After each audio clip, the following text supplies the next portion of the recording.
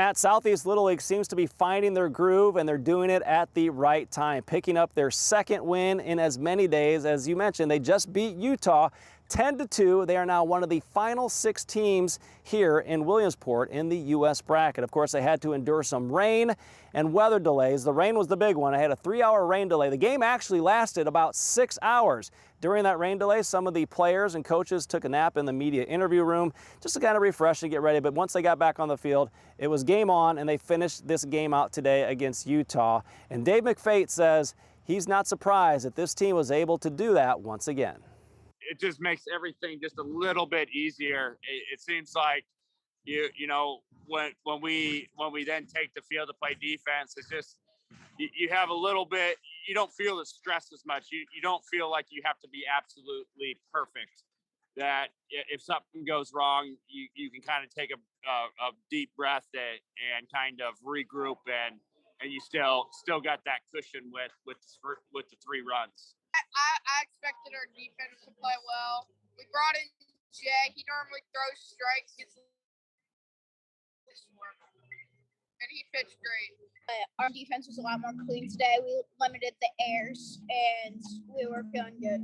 Dream come true. We always wish we could even come here, let alone get a win. And I think it's very special to come to this game tonight, knowing we have 2 wins under our belt.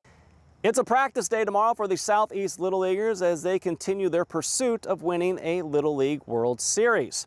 Now, the big leaguers were in town today as Baltimore Orioles and the Boston Red Sox made their way to Williamsport to play in the MLB Little League Classic game. But before they played that game, they were right here in Williamsport to meet up with some of the Little Leaguers. They walked up the big hill, greeted by fans on both sides of a fence. Many of the players, first from Baltimore, taking selfies, signing pictures, and then Boston followed right behind them doing the same thing. Now, some of them did go into Lamade Stadium to watch the game that was going on between Iowa and Utah, while others took to the hill to do what the kids have been doing every day I've been here, sledding down the hill, many of them enjoying themselves, acting like a kid all over again.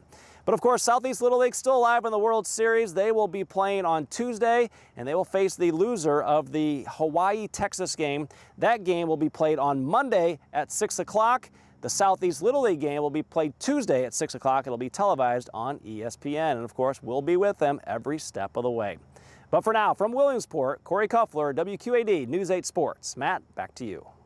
Thanks, Corey. He's been out there for over a week now. We need to get Cuff to go down the slide, down that big hill. We're going to work on that this week.